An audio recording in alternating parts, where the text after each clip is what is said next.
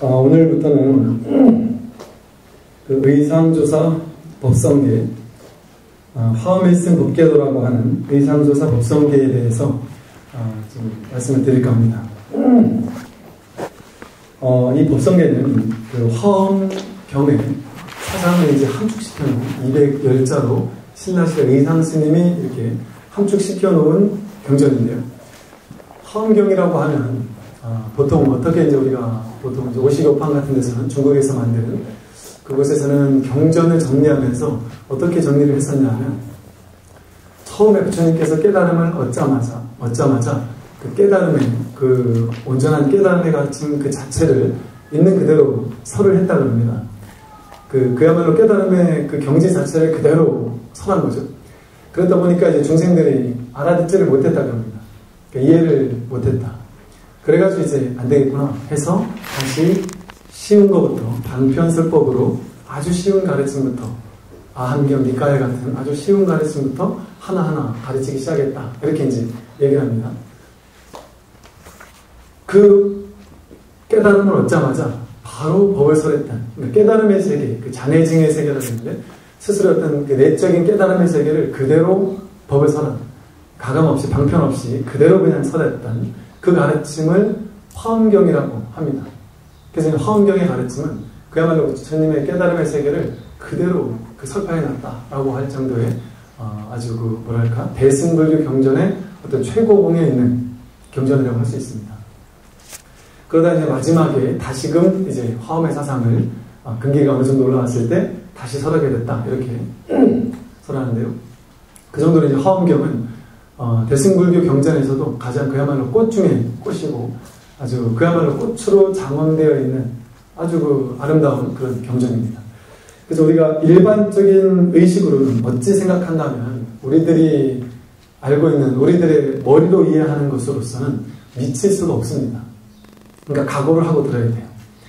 내가 이 법성계를 한번 내가 머리로 잘 이해해 봐야 되겠다. 어느 정도 이해할 수 있습니다.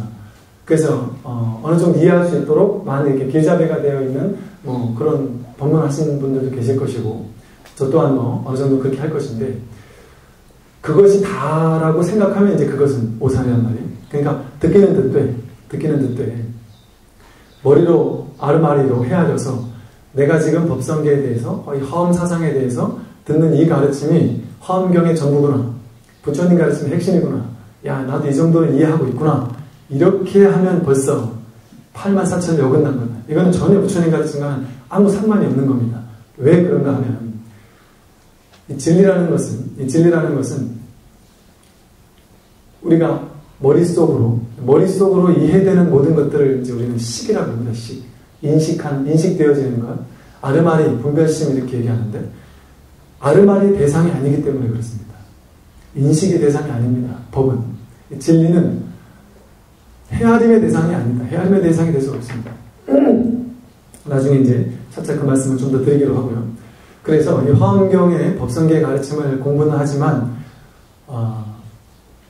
머리로는 이해할 수 없는데 그러면 왜 가르치느냐? 머리로 이해할 수 없는 가르침을 왜 가르치느냐? 법을 있는 그대로 설하게 되었을 때 꽉 막히고 모른단 말이죠. 꽉 막히고 모를 수밖에 없습니다. 그런데 우리가 공부해 나갈 수 있는 길은 수많은 선생들이 이렇게 얘기했어요. 법은 이미 드러나 있다. 완전히 드러나 있다. 모든 사람에게 드러나 있다. 말을 하고 밥을 먹고 길을 걷고 눈을 뜨고 세상을 사물을 볼 수 있다면 기록 어떤 소리를 들을 수 있는 사람이라면 누구나 부처를 보고 있고 부처와 함께 살고 있다. 그런데도 불구하고 우리가 부처를 보지 못하는 이유는 바로 이 아르마리 분별심이 가로막기 때문이다. 이 생각으로 이해하려고 하는 부처님 법을 생각으로 이해하려고 하는 그 모든 의도들, 시도들 그런 아르마리 분별심이 법을 가로막고 있습니다. 보통 우리는 책을 보거나 법문을 들을 때도 온전히 그 법을 듣는 것이 아니라 내 머릿속에 기존에 배워오고 익혀왔던 이 가치관, 고정관념들을 견고히 하는 작업만을 주로는 하고 있습니다. 내가 이해해서 들어서 이해되겠다 싶은 거는 쏙 받아들이고 이건 맞구나 이렇게 받아들이고 내가 이해 안 되는 것들은 이건 아니야 라고 생각한단 말이에요. 옛날 10년 전에 읽었던 책을 다시 짚어보면 그때는 그 글이 있는지도 몰랐던 내용들이 뒤늦게 발견되지 않습니까? 내가 의식이 올라가면 전혀 다른 것들이 귀에 들리고 눈으로 보여지고 하는 것처럼 법도 마찬가지다. 그래서 우리가 이것을 아르마리 분별심으로 헤아리려고 해도 다 알 수는 없다. 그러나 우리가 이렇게 법을 탁 듣게 되었을 때 그야말로 모르는, 오직 모를 뿐인, 숭산스님께서 말씀하신 것처럼 오직 모를 뿐인, 그리고 이 법을 깨닫는 방법도 없다 그런단 말이죠. 이 중국 선사 스님들 얘기에 의하면 법은 언제나 들어가 있는데 방법이 있을 수가 없다. 100% 이렇게 드러나 있는 건데 여기 무슨 방법이 있으려면 내가 가야 될 길이 있고 가는 방법이 있을 때 그 방법이 필요한 것인데, 저 깨달음이라는 뭔가가 있고 내가 그것을 향해 달려가게 되면 이 방법이 필요하죠. 자동차로도 갈 수 있고 버스로도 갈 수 있고 하는 빠른 길도 있고 천천히 가는 길도 있을 겁니다. 그런데 이 법이라는 것, 진리라는 것은 대상이 아니란 말이죠. 바깥에는 어떤 특정한 대상이라서 우리가 달려가서 언젠가는 만나게 되는 그런 대상이 진리가 아니고 언제나 드러나 있고 언제나 우리가 진리와 함께 있기 때문에 대상화될 수 없는 거기 때문에, 인식의 아르마리의 대상이 될 수 없는 거기 때문에 이것은 따로 가는 방법이 필요한 것이 아니다 이럽니다. 그러면 방법이 필요 없으면 어떻게 우리가 이 법을 깨닫습니까? 그 옛날에 스님들이 육조 스님도 해능 스님도 그랬고 마조 스님도 그랬고 이 선사 스님들 전부 다 했던 얘기가 수행을 해서 깨닫는다, 이거는 둘로 나누는 법이다. 이 법일 뿐이다, 이렇게 좀 있으면 나오는데 그렇게 얘기했단 말이에요. 그러니까 둘로 나눠지는 마음 가지고는 아르마리를 가지고 아르마리를 헤아릴 수 있을 뿐이지 진리를 헤아릴 수는 없다. 방법이 없는데 그럼 무엇이 방법이냐? 그야말로 마음속에 간절한, 내가 이 진리를 공부해 봐야 되겠다, 이 진리를 깨달아 봐야 되겠다, 이 공부가 뭔지 모르겠지만 내가 이 공부를 반드시 해야 되겠다 하는 간절한 발심이 있어야 된다는 거죠. 모든 게 마찬가지입니다. 이 간절한 발심만 있으면 우리 공부든 무엇이든 나를 끌고 갑니다. 그 간절한 발심이. 여러분 생각에는 돈이 나를 부자로 만들어줄 것 같고 주변 상황이 나를 어떻게 좋게 만들어줄 것 같고 이렇게 생각하지만 결코 그런 건 하나도 없습니다. 이 세상에 내가 생각해왔던 내 바깥에 있는 어떤 절대적인 무언가는 없습니다. 내가 누구한테 잘 보이면 그 사람이 나를 어떻게 좀 잘 봐주겠지, 그런 거 없단 말이죠, 이 세상에. 그건 다 허망한 분별심일 뿐이지 마음에서 드러나는 것밖에 없습니다. 언제나 이 세상의 삶이라는 것은 마음이 드러나는 작용일 뿐이지 바깥에 독자적인 무언가가 있지 않다. 그래서 마음에서 무엇을 마음에 담고 있냐에 따라서 마음이 나를 끌고 가는 겁니다. 언제든 무엇이든 부자가 되게 하는 것도 마음이 하는 거고 돈을 벌게 하는 것도 마음이 하는 거고 깨닫게 하는 것도 마음이 하는 것이고 모든 것은 마음이 하는 거지 마음 이외에 다른 것이 하지 않는다. 쉽게 말해서 그 스님들의 표현에 의하면 수행이 나를 깨닫게 하는 것도 아니다 이겁니다. 근데 그건 수행 열심히 하는 사람은 빨리 깨닫지 않습니까? 그거는 수행을 열심히 하는 사람은 열심히 수행을 하기 때문에 얼마나 간절한 마음이겠어요. 간절하니까 절도 하고 참선도 하고 뭔가 열심히 하는 거 아니겠습니까? 그 간절함의 하나의 방편입니다. 하나의 표현입니다. 수행이라는 것은. 반드시 수행이 필요한 것은 아니고 반드시 특정한 수행이 필요한 것도 아니다. 절을 해야 된다거나 좌선만이 올바른 것이라거나 영불만이 훌륭한 수행이라거나 그렇지 않다. 우리 조계종이 왜 조계종이에요? 육조 해능 스님이 법을 핀 곳이 조계라는 마을입니다. 육조 해능 스님이 조계종의 그 가장 그야말로 이 가장 중요한 인물 아니겠습니까? 그 육조 해능 스님이 하신 말씀이에요, 이 말이. 수행이라는 건 필요가 없다. 간절한 발심을 통해서 우리는 법에 가까이 갈 수가 있다. 수행을 해서 깨닫는다는 망상을 버려라. 그 전까지 수행을 해서만 된다고 생각했던 그것을 다 비판을 했단 말이죠. 조사선이라고 얘기를 했단 말이죠.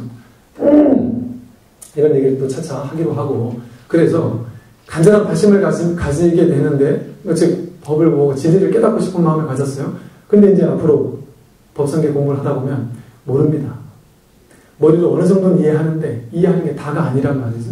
확연해지지 않는단 말입니다. 몰라요. 알 수가 없습니다. 확실하게 알 수가 없어요. 그럼 모르다 보면 모르는 얘기 자꾸 하는데 나는 계속 모른단 말이에요. 근데 안다. 야, 이게 재밌구나. 야, 이 법성계 이렇게 재밌는 거구나. 이렇게 알기 시작하면 사실은 작은 공부입니다. 그것도 뭐 공부가 아닌 건 아니지만 그것이 인연을 씨앗을 심어서 그것이 나중에 결국에는 꽉 막히는 그 공부가 되니까.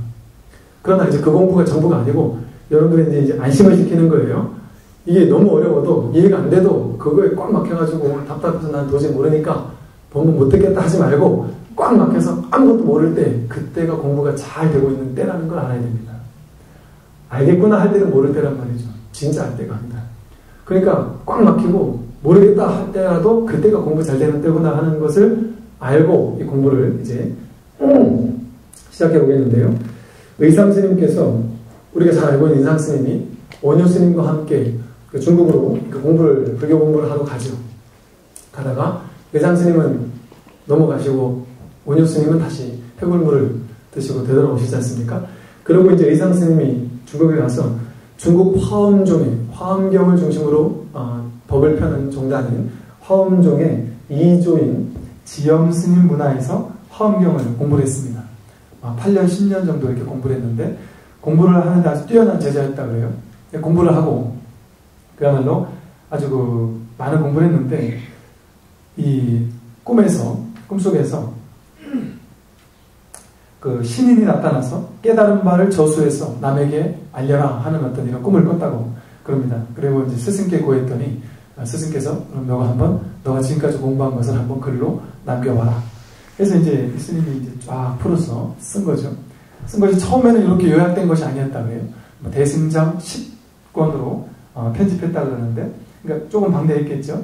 그랬더니 이제 나중에 스승님이 이걸 보고는 번잡한 것을 없애고 다시 좀 추려보자 해서 다시 만든 것이 이제 입의 승현이라는 그런 제목으로 또 다시 편집을 했는데, 그걸 이제 다시 가지고 왔더니 지엄스님과 스승님과 의상스님 두 분이서 부처님 전에 가서 부처님 전에 기도를 드리고 이 글을 올리면서 불을 태우면서 이것을 태울 테니 여기서 축정이가 될 만한 번거로운 어떤 글들은 전부 다 타버려도 좋고 여기서 타지 않고 남아있는 글을 요지로 삼겠다 하고 이제 부처님께 기도하고 태웠는데, 나중에 찾아보니까 이 210자가 타지 않고 남아있었다 그래요.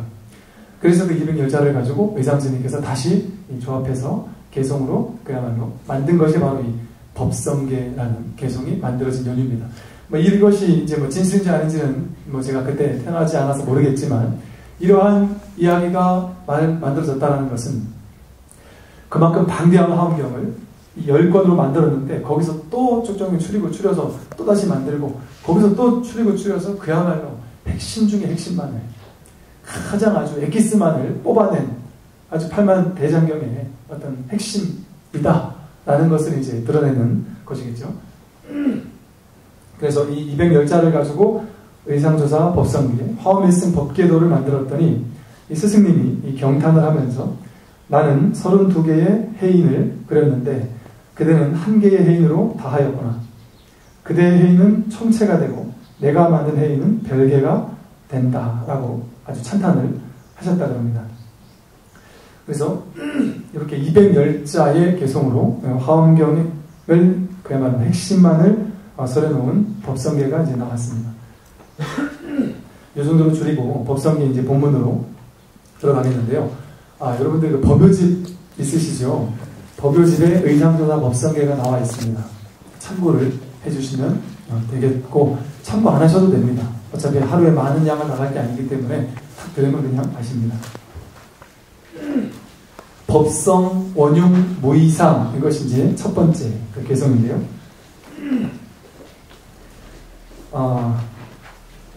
이 부분을 많은 스님들은 현시 증분이라고 해서 그야말로 깨달음의 증득한 부분을 그대로 현시에 놓은, 그야말로 드러내놓은 부분이다 라고 합니다. 법성원융 무이상 제법부동 본래전 무명무상 절일체 증지소지 비여경이라는 부분까지인데요. 우선 이 법성원융 무이상부터 보면, 우선 법성은 원융에서 무이상, 두 개의 상이 아니다 이 얘기인데요. 이 법성이 뭔지를 먼저 알아야 되는데, 법성이 뭔지 알려면 법이 뭔지를 먼저 알아야 됩니다. 불교에서는 법이라는 용어를 두 가지 의미로 주로는 씁니다. 첫 번째는 법 이러면 존재라는 의미로 쓰여요. 제법 이러면 모든 존재는 실체가 있지 않다. 이렇게 해석이 되죠. 삼법인 이러면 세 가지 진리의 도장 이렇게 쓰입니다. 다시 말해서 법이라는 것은 존재라는 의미로 첫 번째로 쓰이고 두 번째는 진리라는 의미로 쓰입니다. 그러니까 두두만물 일체 만유가 다 법이란 말이죠. 너도 법이고 나도 법이고 생물도 살아있는 존재도 법이고 눈에 드러나 있는 모든 존재가 전부 다 법이다라고 우리는 할 수가 있습니다. 이렇게 모든 존재라는 의미로 우리말로 하면은 어떤 것 이런 의미로 쓰이는 거죠. 그래서 이 모든 존재를 법이라고 하고 또 한 가지 의미는 진리를 법이라고 하는데 이 두 가지는 사실은 서로 다른 것은 또 아닙니다. 왜냐하면 진리가 드러난 것이 바로 이 법입니다. 존재입니다. 이 진리가 모든 존재의 모습으로서 그대로 드러나 있다는 말이죠. 진리가 죽비의 모습으로 드러나 있고 딸 앞에 잣나무로 드러나 있고 나의 모습으로 여러분의 모습으로 바람의 모습으로 구름의 모습으로 모든 모습으로 진리가 드러나 있는 것이 바로 이 세상이다. 그래서 이 세상을 불교에서는 세계다라고 하지 않고 법계다 이렇게 부릅니다. 모든 존재의 세계는 그대로 진리의 세계이기 때문에 그렇다. 그래서 존재는 곧 진리입니다. 이거를 법화경에서는 제법 실상이다. 모든 존재는 그것 자체로 실상이다. 그것 자체로 진리의 참모습이다. 이렇게 설했고 선에서는 이처개진이다. 내가 서 있는 그곳이 바로 참된 진리가 드러나 있는 곳이다. 그렇게 얘기합니다. 그래서 이 우리라는 존재 자체가 그대로 진리인 줄 알아야 한다. 그런데 이 법성은 다시 말해서 법성하면 진리의 성품 내지는 법성하면 모든 존재의 근원적인 성품을 얘기합니다. 여러분의 본래적인 근원 성품. 성품이 뭐냐? 이 삼라만상의 제법의 본래 성품이 무엇인가? 너와 나의 근원적인 본래 성품이 무엇인가? 참 성품이 뭐냐? 진짜가 뭐냐? 이 몸으로 드러나는 거는 이게 껍데기이지 않습니까? 인연 따라 잠깐 100년도 안 되는 세월 잠깐 우리가 빌려 쓰고 갖다 주는 것밖에 없지 않습니까? 정신도 마음도 느낌도 감정도 온이 전부 다 개공이라고 했단 말이에요. 내가 나라고 생각하는 모든 것 아상법상이 아공법공이라고 했단 말이에요. 나도 공하고 세상도 이 우주 법계도 전부 다 공하다고 했단 말이죠. 실체가 아니라 비었다. 그렇게 한단 말이에요. 그렇게 비었다면 도대체 다 비었다면 그 참성품은 뭐냐? 진짜 나의 본 모습은 뭐냐? 이렇게 이제 우리가 질문을 할 때 보통 성품이 뭐냐? 이렇게 묻고 그것을 법성이라고 부릅니다. 법성. 이 법성은 다 이렇게 말한다면 불성이라고도 할 수 있고 본래 면목이라고도 할 수 있고 주인공이라고도 할 수 있고 참나라고도 할 수 있고 번지풍강이라고도 할 수 있고 뭐라고 해도 상관없단 말이죠. 근데 이 선사 스님들은 뜰 앞에 잣나무 이렇게도 표현을 했어요. 뜰 앞에 잣나무는 하나의 사물이지 않습니까? 나무 하나니까 사물이지 않습니까? 왜 그 사물을 가지고 진리라고 했느냐? 법성이라고 했느냐? 본질이라고 했느냐? 죽비다 이렇게도 표현했단 말이죠. 바람 기분이 시원하거나 이렇게도 했단 말입니다. 뭐라고 말로 표현할 수 있는 뭔가가 아니다. 뭔가 사물로 표현했지만 그 사물로 표현한 그 사물을 얘기하는 것이 아니라 사문의 본성에 법성에 내재되어 있는 어떤 참성품을 얘기했단 말이죠. 말로 굳이 표현하자면 그렇게 그 법성을 얘기했는데 그럼 그 법성이라는 뭔가가 있구나. 우리가 깨달을 것은 법성이구나. 진리구나. 법이구나. 이렇게 얘기한단 말이에요. 이걸 초기 선불교에서는 마음이다 이렇게 얘기했습니다. 마음을 깨닫는다. 도를 깨닫는다. 본래 면목을 깨닫는다. 이렇게 표현을 했단 말이죠. 그걸 이제 법성이라고 하는데 법성은 우리가 법성을 깨닫는다 이렇게 하니까 성품을 받느냐 이런단 말이에요. 그러니까 견성했다 이거는 성품을 보았다. 법성을 보았다 이 소리입니다. 이렇게 얘기하니까 이제 그야말로 그 초기불교에만 그야말로 올인하는 초기불교주의자라고 제가 불리는데 초기불교에 너무 사로잡혀 있는 사람들 일부는 뭐라고 얘기하냐면 선불교는 불교가 아니다. 왜냐하면 초기불교에서 부처님께서 아트만이라는 어떤 실체는 없다고 했는데 나라는 자아, 실체적인 자아는 없다고 했는데 참나라는 건 없다고 했는데 무아라고 했는데 어떻게 초기 선불교에서는 참나가 있다고 하고 본래 면목이 있다고 하느냐 그래가지고 선불교는 불교가 아니라고까지 얘기하는 이제 어리석은 사람들이 있단 말이죠.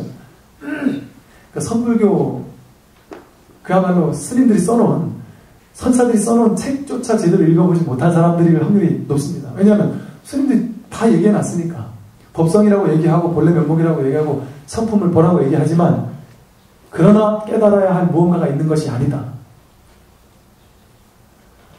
100%가 전부 다가 법성이라면 거기 뭘 하나 붙잡아놓고 이것만이 법성이다라고 할 뭔가가 있겠습니까?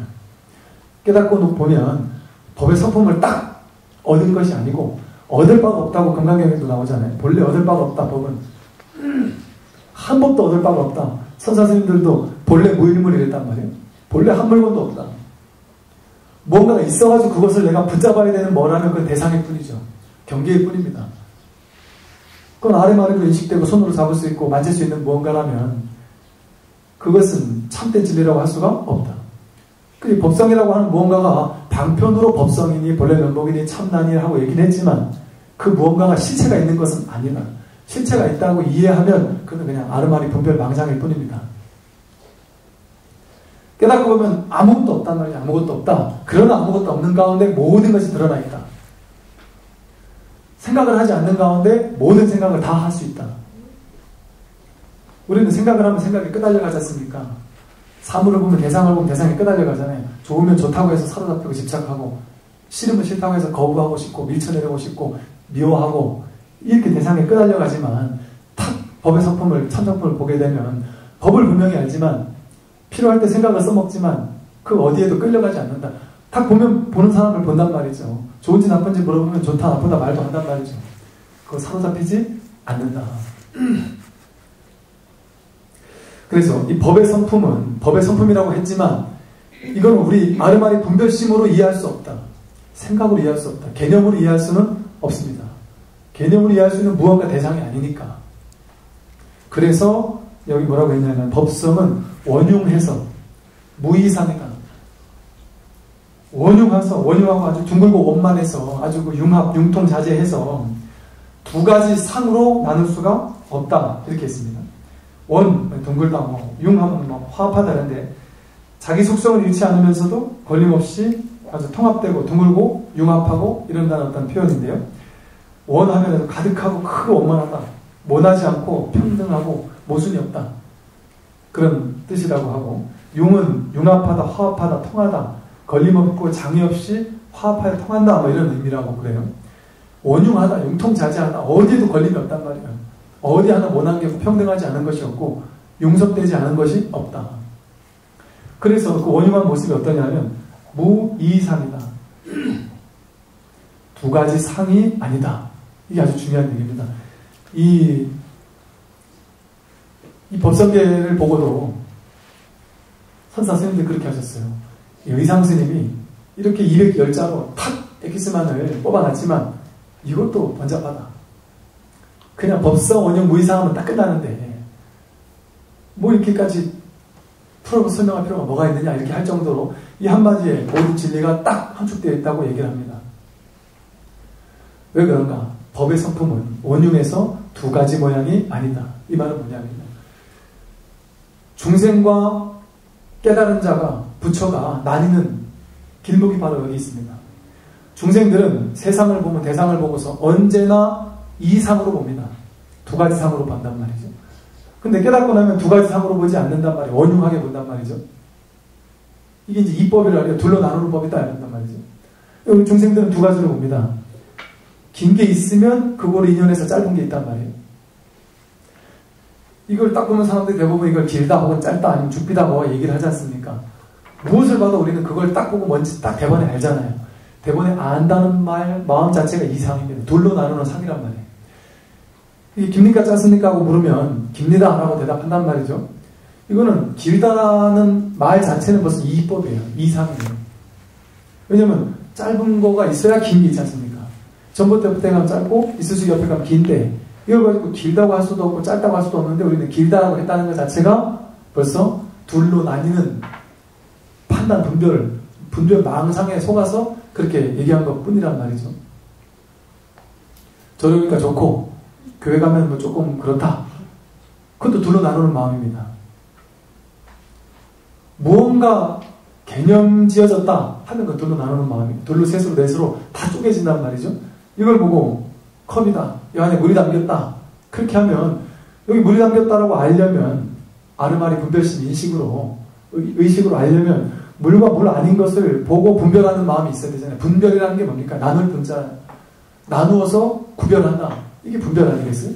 둘로 나누는 마음. 이렇게 둘로 나누는 마음이 바로 분별심이란 말이죠. 그래서 우리는 좋은 게 있고 나쁜 게 있어요. 옳고 그른 게 있고 선악이 있고 대소가 있고 길고 짧은 게 있고 잘난 게 있고 못난 게 있고 모든 대상을 볼 때 이렇게 둘로 나누어서 대상을 본단 말이에요. 해석해서 본단 말입니다. 둘로 나누어서 대상을 볼 수밖에 없다. 그것이 우리의 깨달음을 막는 유일한 하나다. 유일한 분별망상이다. 이 분별망상만 없으면 우리는 그 자리에서 부처를 볼 수 있단 말입니다. 뭘 보든 그것에서 부처를 보고 무슨 소리를 듣든 그 소리에서 부처를 들을 수 있고 언제나 부처를 볼 수 있는데 그러지 못하는 이유는 아주 오랜 세월, 오랜 억겁을 이어오면서 가져왔던 둘로 나누는 마음, 분별심 때문이다. 그러니 둘로 나누기만 하면 벌써 진리와는 어긋날 수밖에 없다. 둘로 나눴을 때 어떤 문제가 생기느냐.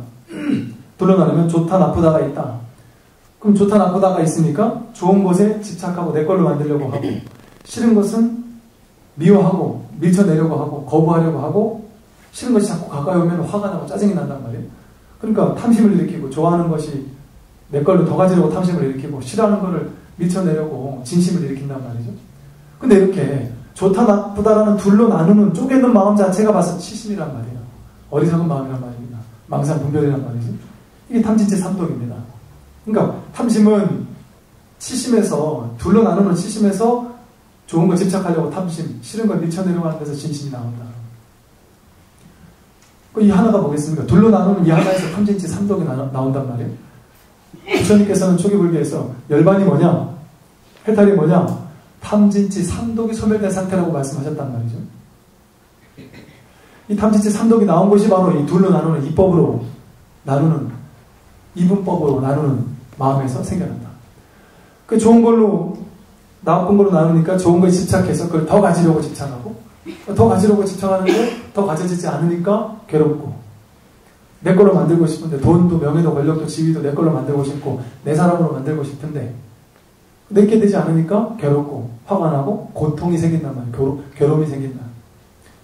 싫은 거는 함께 있기 싫은데 자꾸 그 싫은 것과 함께 해야 되고 싫은 사람과 함께 있어야 되고 싫은 게 밀쳐내지지가 않고 자꾸 내 인생이 온단 말이에요. 병도 오고 괴로운 일도 생기고 나한테 욕하는 사람도 생기고 자식들도 말도 안 듣고 성적도 안 좋은 성적 가져오고 남편도 뭐 별로 돈도 안 벌어다 주고 나한테 잘해주지도 않고 이런 좋아하지 않는 일이 자꾸 나에게 온단 말이에요. 거부하고 싶은데 자꾸 온단 말이죠. 우리가 괴로워하는 것은 이 둘로 나누는 마음이고 둘로 나누는 데서 오는 좋은데 더 잡고 싶은데 잡지 못하는 마음, 밀쳐내고 싶은데 밀쳐내지지 않으니까 괴로운 마음, 이 두 가지가 괴로움의 실체입니다. 그래서 좋은 거를 더 붙잡고 더 애착하고 더 가지려고 하는 마음, 이 실체면을 가져도 되는데 실체가 아닌데도 이게 실체인 줄 착각하고 가지려고 한단 말이에요. 그러니까 괴로움이 생기는 겁니다. 그러면 이제 뭘 하면 되겠습니까? 이 둘로 나누지 말라는 여기에 벌써 법이 다 나와 있다고 했는데 이렇게 둘로 나누는 마음 때문에 세상 사람들을 판단하고 평가하잖아요. 그러니까 별로 마음에 안 드는 사람이 와서 뭐라고 말하면 별로 귀담아듣지 않고 좀 영향력 있는 사람이나 내가 좋아하는 사람이 와서 얘기하면 더 귀담아 듣고 그런단 말이죠. 이 꼬마 아이가 하는 말도 그 안에 진리가 담길 수 있는데 그 귀담아 듣지 않는단 말이죠. 그러니까 언제나 들어있는 진리를 우리식대로 해석해서 듣기 때문에 진리를 언제나 보지 못하는 겁니다. 내 안에 있는 해석 속에만 살고 있는 거예요. 우리는 머릿속에 생각 속에 이 삶을 사는 거지 진짜 생생한 이 눈앞에 드러나 있는 이 생생한 삶을 살지 않는단 말이죠. 생각 속으로 살아왔을 뿐입니다. 지금까지. 그러니까 애라는 사람을 보더라도 그 사람을 있는 그대로 보는 게 아니고 그 사람을 내 생각으로 해석해서 분별한 그 사람을 보고 있을 뿐입니다. 내가 보고 있는 그 사람은 그 사람의 실체가 아니에요. 법성이 아니란 말입니다. 그 사람의 법성은 그 어떤 둘로도 나뉘어질 수가 없어요. 좋다라고도 할 수 없고 싫다라고도 할 수 없습니다. 내 앞에 펼쳐진 어떤 일도 내가 사활이 부도가 났든 뭔 일이 생겼든, 자식이 공부를 못해서 서울대 못 갔든, 좋은 대학을 못 갔든, 내가 심지어는 교통사고가 났든, 그것은 진리인지 아닌지, 나에게 득이 되는지 해가 되는지는 알 수 없습니다. 세봉시에 말한 말처럼. 근데 우리는 둘로 나누니까 이건 좋은 일이다, 이건 싫은 일이다 라고 해석하니까 괴로움이 생깁니다. 어떤 사람이 병원에 가서 진단을 받았는데 초기 암 진단을 받았어요. 얼마나 고마운 일입니까? 말기가 아니고 초기 때 딱 봤으니까 하고 고맙습니다 하고 감사합니다 하는 마음을 가진 사람도 있고, 어떤 사람은 재수가 없을래니까 하필이면 이 암이 나에게 왔느냐 하고 괴로워할 수도 있는 거 아니겠습니까? 그러니까 암이라는 그 자체는 나에게 도움되는지 해가 되는지 우리는 모릅니다. 예전에 보면은 2기 암을 발견했던 분이 그 치료하고 나서 한 10년 전에 2기 암 치료하고 나서 지금까지 건강하게 사시는데 더 먹는 거 조심하고 술, 담배 안 하고 더 아주 행복하게 사신단 말이죠. 그러니까 술 먹는 재미가 없으니까 이분이 할 게 없잖아요. 그러니까 마음 공부에 재미를 들이신 거예요. 뭘 해도 재미가 없다는 거예요. 그러니까 뭐 재밌는 게 없나? 술 먹는 거 말고 재밌는 거 없나? 하다가 찾은 게 이제 마음 공부하는 공부를 찾은 거죠. 그러니까 그 암 걸렸다는 사실 자체는 좋은 건지 나쁜 건지 우리는 알 수 없습니다. 그것은 사실은 제법 실상으로 왔다. 입처개준으로 왔다. 그것 자체가 진리의 모습으로서 우리에게 온 건데도 불구하고 우리는 분별망상이 억울하다, 괴롭다, 왜 나에게 이런 시련을 주시느냐 이렇게 생각한단 말이죠. 그게 진리로서 왔는지 아닌지 우리는 분별할 수 없는데도 우리는 마땅히 분별한단 말이에요. 나쁘다 하고. 그러니까 괴로운 거죠. 괴롭다 이렇게 생각한단 말이에요. 나중에 가면 진실이 드러날 텐데 그것 때문에 나는 더 건강하게 오래 살 수도 있는데, 더 지혜로운 부처님 법을 공부하게 될 수도 있는데, 불교로 들어온 많은 사람들이, 멀쩡한 사람들 불교 잘 안 옵니다. 뭐 이렇게 얘기하면 좀 오해가 있는데, 쉽게 말해서 처음에 불교를 딱 접한 사람 둘 중에 하나입니다. 공부 인연이 있는 사람들, 전생에 좀 닦은 인연이 있는 사람들, 그야말로 지혜의 씨앗들이 있는 분들, 그런 분들은 여러분 20대, 10대밖에 안 되는 애들 중에도 불교에 푹 빠져있는 친구들이 있어요. 푹 빠져있는 친구들이 있습니다. 제가 진짜 웃기지도 않은데 대학교 1학년 때 일기장을 이렇게 펴져봤더니 진짜 유치해서 못 봐주겠더라고요. 지금 봐도 얘가 지금 뭔 정신을 이렇게 썼나 싶은데, 거기 보면요, 제가 거의 성철쌤 이상입니다. 제 일기장에 내 인생에 오직 수행밖에 없다. 이 수행 아니면 나는 안 된다. 오직 수행만이 정말 이렇고, 그날 하루 기도를 빼먹고 수행을 못 하잖아요. 그런 그날 자책하는 글이 써있고, 그 오토바이를 타고 이렇게 제가 다녔었는데요. 한겨울에 아무리 추워도 제가 가서 기도하는 절이 있었습니다.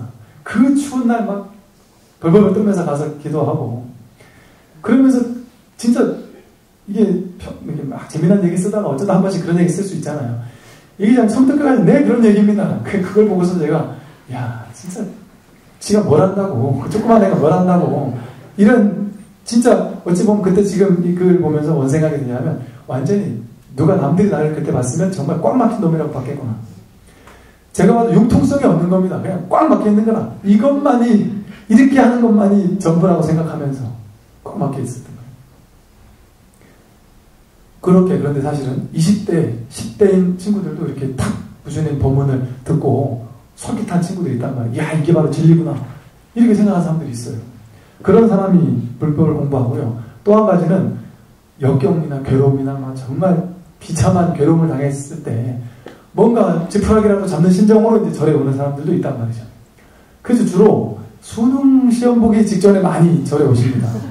부모님 돌아가셨을 때 사십구제 하려고도 오고, 그래가지고 인연 맺는 분들도 많고, 또는 망했거나 쫄딱 망했거나 이래가지고 정말 죽고 싶어서 오시는 분들, 혹은 정신적으로 너무 괴로워서 찾아오시는 분들, 그런 분들도 계신단 말이죠. 그런데 그렇게 괴로워서 오셨던 분들이 시간이 지나고 나서 불법을 공부하고 나서 탁 털어내버렸어요.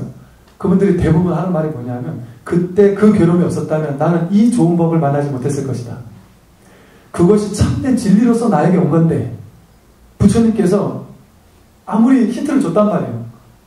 힌트를 줬단 말입니다. 예, 쉽게 말해서 젊은 친구들한테도 군에 있는 장병들이 법당에 한 번씩 초코파이 먹으러 왔다가 본문 들을 기회를 줬는데 그걸 보고 설깃해야 되는데 설깃 안 했단 말이죠. 어디 저 산에 이렇게 산행을 갔는데 거기 절이 있었고 마침 스님이 본문하는 걸 들었는데 그걸 들을 기회가 있었는데 그냥 휙 지나갔단 말이죠. 친구들이 야 절에 한번 가볼까 했는데 안 갔단 말이에요. 이렇게 부처님께서는 진리는 우리에게 계속 힌트를 던져주고 있는데 본인이 이제 무시하고 살았단 말이에요. 그러니까 부처님은 어떻게든 이 친구를 돕고 싶은 거예요. 어떻게든 불법을 가르쳐주고 싶은 거죠. 근데 그냥 불법을 고스란히 전해주니까 안 받는 거예요. 그러니까 이제 안 되겠구나. 좀 극단적인 방법을 써서 이 친구를 도와야 되겠다 해서 일기암을 보내주거나 부도를 보내주거나 안 좋은 일을 보내줄 수도 있단 말이지. 이를테면 그걸 계기로 딱 내가 공부해야 되겠구나 이런 마음을 내는 사람들도 있지 않습니까? 그런 사람들 같은 경우 그래서 그런 인연이 됐을 수도 있단 말이죠. 그럼 그게 좋은 건지 안 좋은 건지 어떻게 우리가 판단할 수 있겠습니까? 그건 언제나 우리를 돕기 위한 진리의 목적으로 온 것인데 내가 그렇지 않다라고 아르마니 분별심으로 나쁘게 해석했을 뿐인 것이지 그냥 진리로 왔단 말이죠. 그러면 이 무이상 둘로 나누지 않으려면 어떻게 하면 되겠습니까? 아주 간단합니다. 여러분 진리를 깨닫는 것은 사실은 고행을 통해서 깨닫는 게 아닙니다. 이건 벌써 2500년 전에 부처님께서 아니라고 팩처만 한 거예요. 근데 지금까지 고행을 통해서 깨달으려고 하는 사람들이 많습니다. 어떤 스님은 무조건 10시간, 20시간, 하루 이틀씩 이렇게 오랫동안 앉아있어야지만 깨닫는다 이렇게 생각하는 분들도 계세요. 야 고작 한두 시간 앉아가지고 되겠어 이렇게 생각하는 분들 계십니다. 3000배, 10,000배를 해야지만 된다고 생각하는 사람들이 있어요. 치열하게 뭔가 수행을 해야 된다고 생각하고 호리 합장으로 금강경을 칠독을 하면서 꼼짝도 하지 않아야지만 된다 이렇게 생각하는 사람도 있단 말이죠. 2500년 전에 석가모니 부처님께서 벌써 그건 아니다. 고행주의는 아니다. 참된 법이 아니다. 이미 벌써 끝난 얘기입니다. 벌써. 지금 제가 하는 말씀을 여러분들은 이제 중생술이 득이할 겁니다. 자신들의 그릇대로 받아간단 말이에요. 하늘에서는 법비가 내리고 있는데 우보익생 만호공 이 호공에 그냥 법비가 내리고 있는데 우리는 우리의 깜냥만큼만 받아갑니다. 내가 마음을 연 만큼만 받아갑니다. 내가 부처님 가르침에 마음을 활짝 열고 있었느냐 아니면 내 아르마리로 아직까지도 분별하고 있느냐. 내 아르마리로 분별하는 사람은 내가 이해한 만큼만 소화됩니다. 이해한 만큼만 가져가요. 여러분 제가 주구장창 계속 지속적으로 작년부터 계속 하는 얘기인데 그 얘기를 여러분들이 또 그 얘기 시작했구나 하고 귀를 딱 막아요. 맨날 똑같은 얘기 또 시작했구나 이렇게 생각하고 그건 뭐냐면 아르마리 분별심으로 이 이해로 지금 하고자 하는 이 말을 이해했기 때문에 그는 내가 아르마리로 이해할 뿐입니다. 아르마리로만 이해가 돼요. 그러니까 그것은 참된 이해가 결코 아닙니다. 제가 말씀드린 이 말은요. 진리를 깨달을 수 있는 비법이 담겨있는 말입니다. 비법이라고 말해서 그런데 즉 이것은 바로 수행을 얘기하는 겁니다. 이 마음 상태에 탁 변하는 여러분 성품 보는 게 뭐예요? 수많은 스님들 깨달을 때 뭡니까? 부처님도 새벽별 반짝하는 거 보고 탁 깨달았고 누구야 하고 이름 부를 때 예 하고 하다가 딱 깨닫고 벽돌을 딱딱 깨닫고 뜰 앞에 잔나무다 했는데 깨닫고 누가 수행하다 깨달았다는 사람 봤습니까? 자선하고 딱 깨달았다는 사람 있습니까? 어떤 경계에서 딱 깨닫는단 말이죠. 그게 무슨 얘기냐면 깨달음이라는 것은요 의식이 갑자기 그 순간 탁 바뀌는 거예요. 아르마리가 딱 멈춰지면서 아르마리도 해석하면서 들으면 안 된단 말이에요. 즉 내가 이 얘기를 그 얘기 나 아는 거야 이렇게 들으면 벌써 그 공부하는 거리가 멉니다. 그래서 순간 스님께서는 오직 모를 뿐 하고 들으라 이렇게 얘기한단 말이에요. 여러분 다 아는 얘기인데 제가 또 해야 되는데 이거를 오늘은 안다고 생각하지 말고 들어보란 말이죠.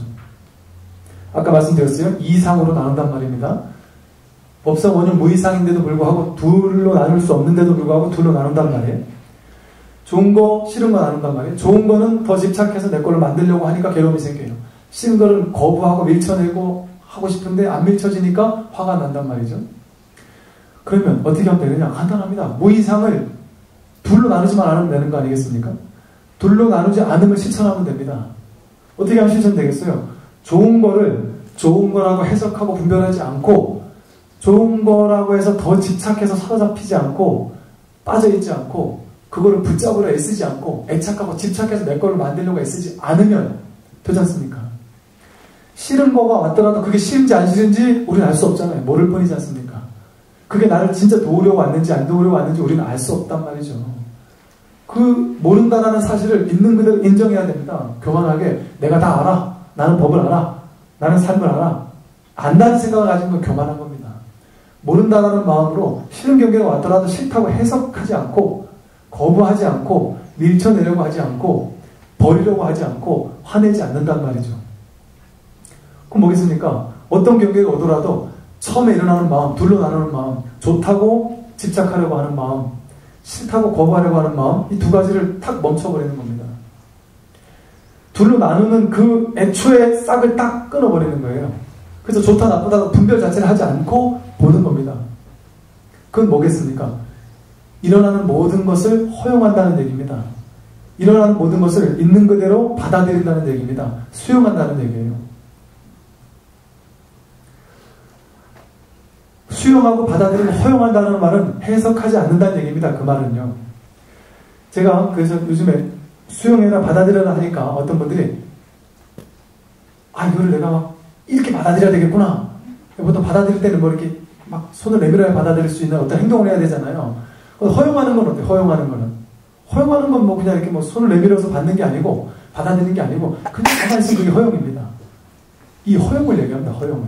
수용이라는 거는. 수용하라니까 막 허용하려고 막 애쓴단 말이에요. 수용하려고 애쓴단 말이에요. 애쓰는 거는 공부가 아닙니다. 이 공부가 아니에요. 공부는 애써서 하는 건 공부가 아닙니다. 무위법이라 그러잖아요. 진리는 무위법이다. 물론 애쓰는 방편도 필요합니다. 처음에 공부할 때는 어느 정도 궤도에 오를 때까지는 애쓰는 방편도 필요한데 진짜 공부는 애쓰는 게 아니다. 여러분 좋다고 생각해서 좋은 거 붙잡으려면 애쓰는 거죠. 유의법입니다. 자의적인 거예요.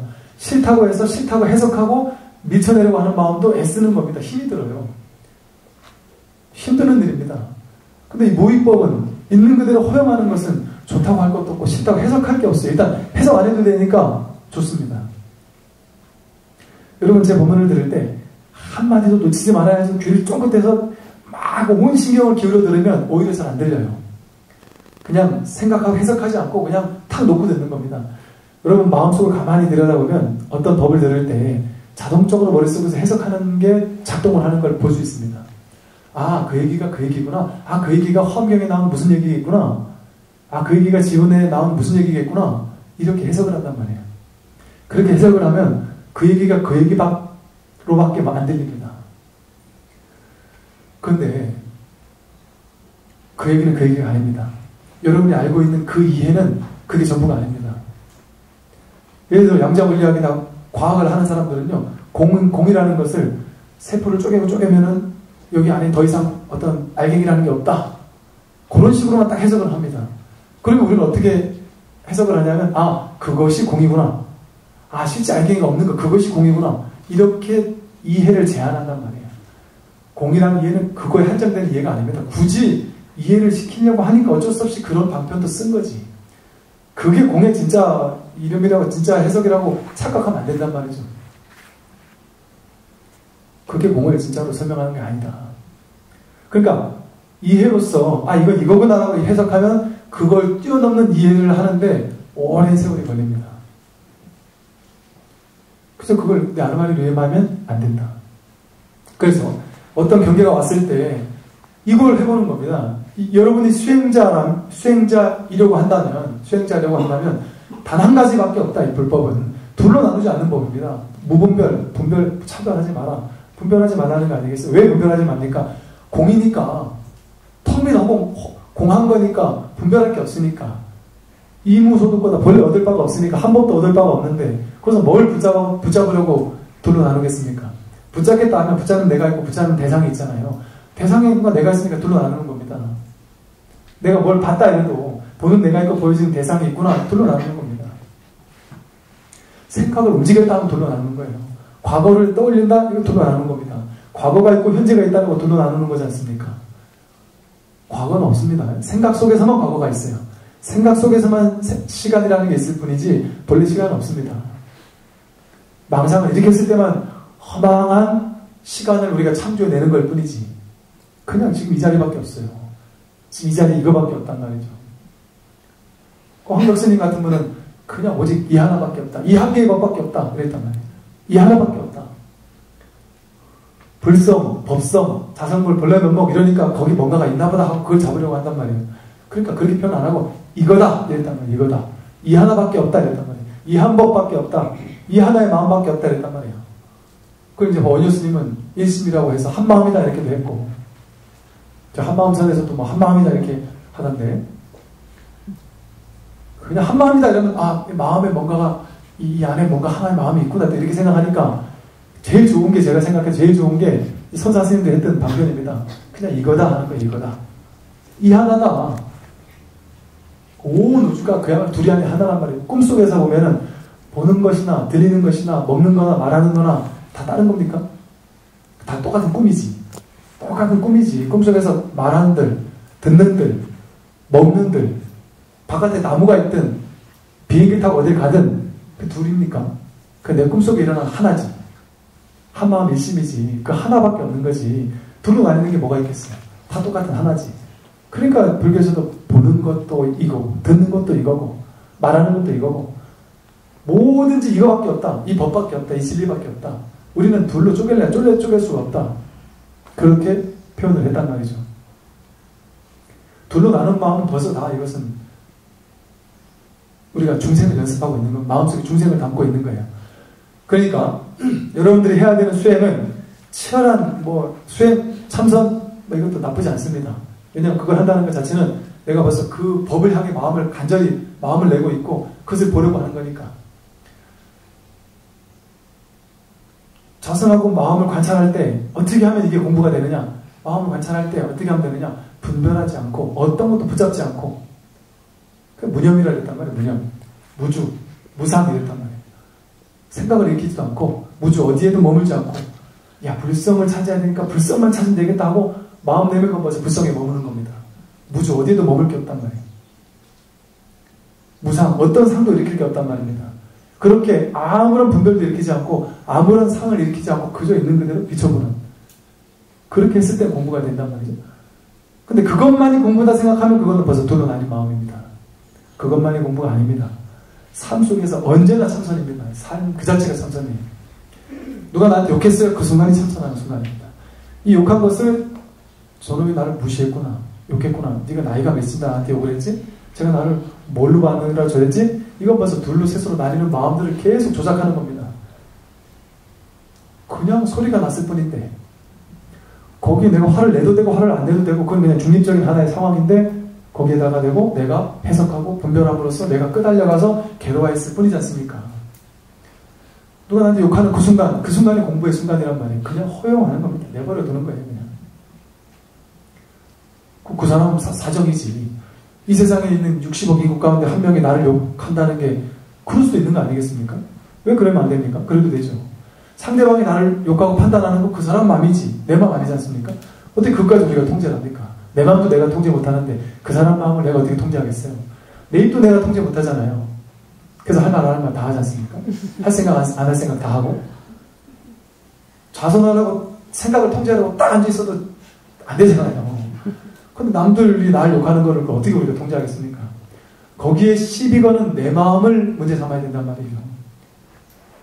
거기에 시비 거는 내 마음이 문제인 거지, 나한테 시비 거는 그 사람은 아무 문제 없습니다. 그 사람이 나이가 많든 적든 아무 상관없단 말이에요. 거기 내가 반응하는, 내가 문제죠. 내가 반응하는 걸 왜 반응하겠어요?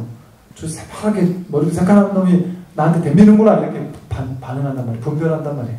나이가 많다 적다, 너다 나다, 이게 욕이다 칭찬이다, 이렇게 이게 다 둘로 나누는, 이상으로 나누는 마음입니다. 이 이상이라는 건 그 천차만별로 아니는 3개, 4개, 5개, 6개로 끊임없이 쪼개지는 마음을 얘기하는 거예요. 그러니까 욕을 듣고 나서 분별하는 그 마음속에도 벌써 얼마나 많은 게 쪼개집니까? 너다 나다 하는 분별도 나뉘고, 욕이다 칭찬이다는 분별에서부터, 너가 나보다 나이가 많으니 적으니에서부터 시작해서 온갖 둘로 쪼개는 마음들이 망상으로 나를 비집고 들어온단 말이지. 그 나를 아주 그냥 꼼짝달싹 못하게 한단 말이에요. 그 어떤 경우에는 그렇게 욕 하나 얻어먹고서 몇 날 며칠을 괴로워합니다. 몇 밤 며칠을 괴로워합니다. 괴로워하다가 몇 밤 며칠 후에 한 생각 딱 돌이켜보니까, 야, 걔가 뭔데? 근데 그 말 한마디에 이렇게 몇 날 며칠을 괴로워했나? 하고 놓여난단 말이죠. 누군가가 나한테 욕했을 때 거기 반응한다는 걸 뭘 의미하냐면 상대방에게 내가 힘을 실어준다는 걸 의미해요.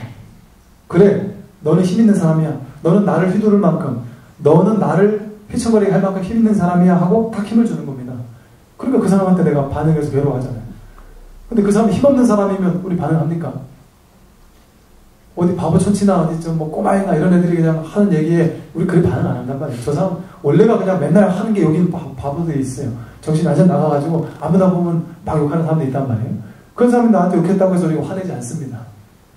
TV에서 여기 나왔다고 해서 그 욕 듣고 TV에 있는 그 사람을 가서 막 때리려고 하지 않는단 말이에요. 욕 그 자체에 우리는 반응하지 않습니다. 반응할 수도 있고 반응 안 할 수도 있는 거예요. 그럼 내가 반응한 게 문제지. 반응함으로써 그 상대방에게 내 힘의 기득권을, 내 힘을 그 사람에게 줘버린 게 내가 준 거예요. 그 사람이 힘을 원래 가졌던 게 아니고. 이 세상 그 누구도 나에 대한 주도권을 그 사람이 가지고 있을 수는 없습니다. 내가 그 힘을, 그 주도권을 그 사람에게 줬기 때문에 내가 그 사람의 말에 휘둘릴 뿐이지. 그럼 부처님께서는 그 어떤 욕을 듣고 그 어떤 비난을 받고 하더라도 음식을 차려놨는데 그걸 안 받으면 내게 아니다고 하셨지 않습니까? 안 받을 뿐이다. 안 받으면 그게 내게 아니다. 안 받는다는 게 바로 분별하지 않겠다는 게 그냥 내버려 두겠다는 겁니다. 내가 반응하지 않겠다는 겁니다. 둘로 나눠서 좋다 나쁘다 막 반응하고 어느 거 선택하고 이러지 않겠다는 거예요. 이와 같이 내 삶에 등장하는 모든 것들을 허용하기만 하면, 해석하고 분별하지 않고 허용하기만 하면 어떤 일이 벌어지겠습니까? 허용하기만 하면 아침부터 허용하는 순간 동안은 계속해서 내가 고요해집니다. 고요해집니다.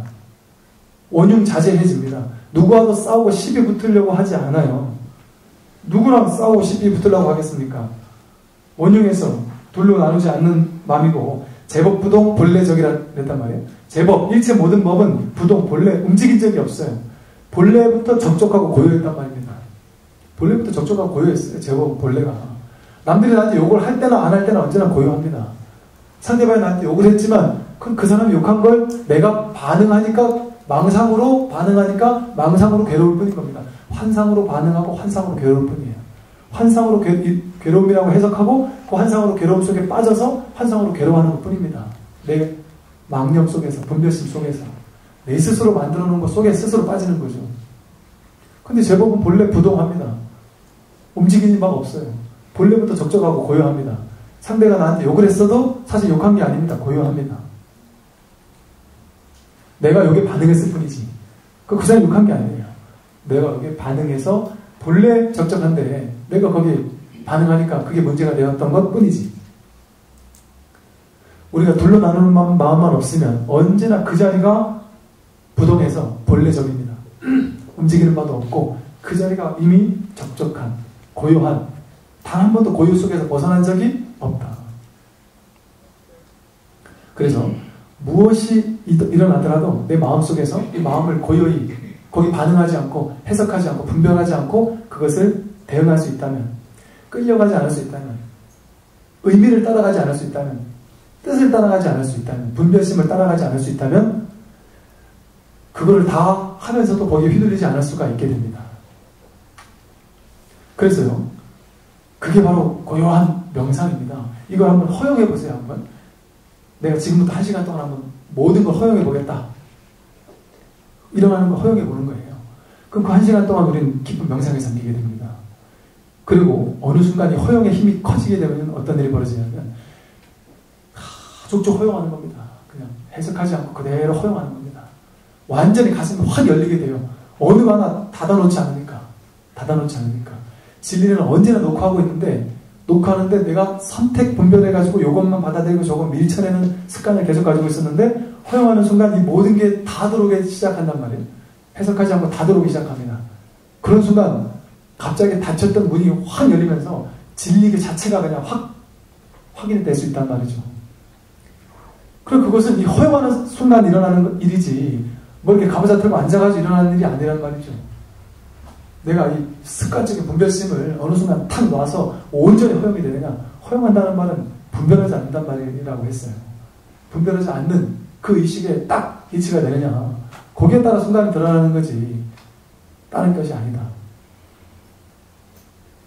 그래서 이번 주 법성 원흉무 이상 제법 부동 본래 적에서 우리가 공부해야 될 것은 제법은 본래 원흉해서 둘로 나눌 게 없는데 우리는 지금까지 계속 좋다 나쁘다 맞다 틀리다 옳다 그렇다 자꾸 쪼개니까 쪼개는 걸 하지 마라. 너다 나다 해서 이만큼은 내 편, 이 사람은 내 편 아니야. 이거 하지 말라는 겁니다. 나한테 도움되는 사람, 도움 안 되는 사람 이거 하지 말라는 겁니다. 자꾸 둘로 나누는 마음만 탁 내려오면 본래 제법은 부동해서 본래 적이라는 본래 고유했음이 드러나서 밥을 먹어도 고요하고 푸른 포기 속에 시극한 고요와 평화가 있구나. 노을을 한번 바라볼 때 깊은 고요 속에 빠지게 됩니다. 그냥 푸른 포기가 이게 일상적이지 않게 느껴진단 말이에요. 커피 한 잔을 마시더라도 커피가 이렇게 올라가는 그 향, 올라가는 그 연기 하나가 아주 깊은 본래 적이라는 게 이것이구나. 분별하지 않고 봤을 때 묘한 어떤 깊은 고요한 상태가 됩니다. 제가 어느 날 문득 이렇게 그 도시에서 누굴 만나기로 해서 커피숍에 앉아서 커피를 한 잔 시켜놨어요. 창문으로 햇살이 착 들어오고 있었습니다. 이 양반이 너무 늦게 오는 거라. 너무 늦게 오겠다고 전화가 왔어요. 한참 기다려야 되는 거라. 아무것도 없고 이렇게 앉아가지고 커피잔을 이렇게 보고 있으면서 밖에 이렇게 무심하게 밖을 이렇게 바라보고 있는데 그 순간 그냥 갑자기 걷고 있는 사람들 하나하나가 그렇게 뭐랄까 뭔가 모르게 이렇게 달라요. 이 커피에서 올라오는 그 향, 이 연기 하나조차 아주 성스럽게 느껴지고 그것이 뭔가 선이 피어오르고 있구나. 내가 이렇게 앉아서 좌선하는 것이 선이 아니라 지금 이 자리가 선이구나. 지금 이 자리가 고유한 자리구나. 이 자리에서 모든 것이 이렇게 확연하게 보이고 들리고 다 하지만 거기 아무런 분별이 없는 그냥 보기만 하는 이 자리가 바로 그 고유한 그 자리구나. 히말라야에서나 지리산에서 그냥 단풍이 막 후두둑 떨어지고 있는데 바람이 확 불어서 후두둑 떨어지고 있는데 정말 그냥 그 산 중에 아무도 없는 그 혼자 길을 걷고 있는데 그 순간 낙엽이 떨어지지만 쨍 하는 무언가가 그 순간 그냥 번쩍하는 이런 말에 속으면 안 됩니다. 이게 그렇다고 해서 저는 쨍 안 하던데요 뭐 하고 이렇게 얘기할 필요는 없단 말이죠. 이게 하나 표현에 불과한 겁니다. 그러니까 망상을 피우지 않고 분별하지 않고 그냥 보게 됐을 때 수행할 때 뭔가가 이렇게 탁 알아지는 게 아니란 말이죠. 그럼 왜냐면 언제나 진리는 그 자리에 있기 때문에 언제든지 우리는 깨달음의 가능성은 언제나 열려있단 말이에요. 언제나 망상만 피우지 않으면 둘로 나누지만 않으면 그래서 무심하게 무언가를 바라볼 때 무심하게 산길을 걸을 때 무심하게 뭔가 노을을 바라볼 때 너무나도 아름다운 겁니다. 여러분 평소에는 퇴근길에 평소에 이렇게 노을 바라봐도 별로 안 아름답잖아요. 일반일 땐 더 안 아름답습니다. 근데 여러분 여행 갔을 때 어때요? 여행지에 갔을 때 강원도 속초나 히말라야나 여행지에 갔을 때 떠오르는 해나 지는 노을을 바라보면 정말 숨막히게 아름답습니다. 왜냐하면 여행지에서는 일상에서 벗어나기 때문에 일상에서 하는 수많은 망상들이 많이 그쳐져요. 그리고 그 자리에서는 여행자의 목적이 뭡니까? 보는 거 아니에요. 여행자는 왜 여행자예요? 여행지에 있는 새로운 걸 보는 게 여행자잖아요. 여행자의 목적은 그냥 보는 거거든요. 여행지는 언제나 새롭지 않습니까? 새로운 거 새로운 시선으로 보게 된단 말이에요. 그러니까 여행자 시선으로 보면 모든 게 선명하고 더욱더 몇백 배 더 아름다운 겁니다. 어렵게 차를 타고 속초에 가서 해 뜨는 걸 보면 얼마나 아름답습니까? 저는 속초에 살 때요. 새벽 예불을 하면 새벽 예불 때 항상 거기 바닷가에서 해가 뜨는 거예요. 그 자리에. 항상 속초 바닷가가 해가 뜨는 겁니다. 그러니까 별로 한동안 있다 보니까 뭐 어쩌다 한번 왔을 때에 비해서 뭐 별로 감흥이 별로 적죠. 그런데 마음이 또 고요했을 때는 또 그게 언제나 또 아름다움으로 다가온단 말이죠. 그래서 한 생각 탁 놔버리면 그 자리가 이 선의 자리고 그 자리가 부동 본래적인 자리가 드러나서 뭘 보더라도 거기서 선을 볼 수 있습니다. 꽃 한 송이에서도 놀라운 고요를 만날 수 있고 언제나 여행지가 될 수 있는 겁니다. 언제나 선을 하는 실천하는 자가 될 수가 있고 언제나 휴가가 될 수 있고 하루하루 살고 있는 그 자리가 바로 휴가고 여행지가 될 수가 있다. 오늘 여기까지 말씀을 오늘 너무 길게 했는데 말씀드리겠습니다. 오늘 좀 길었으니까 그 원금 및 수건을 좀 생략하고 사무소론과 사내가를 하도록 하겠습니다. 오늘 자리에서 일어나 입장하여 주시기 바랍니다.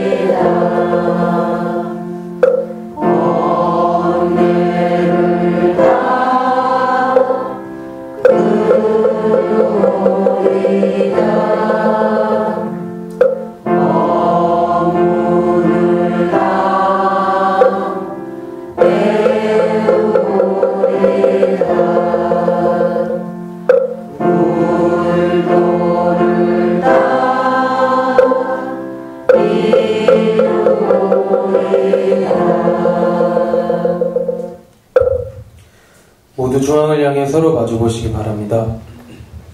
다음 법회 때 만날 것을 부처님 앞에 약속을 드리며 사내가가 있겠습니다.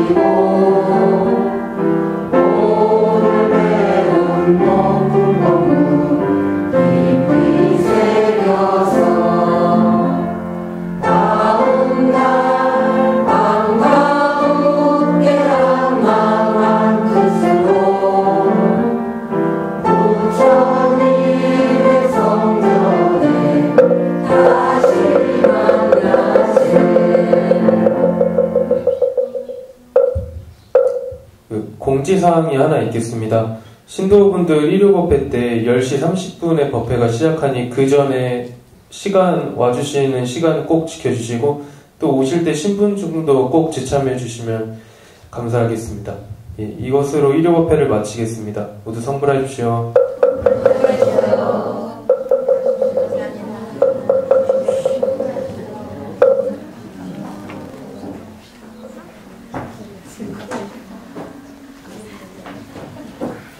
성불하십시오.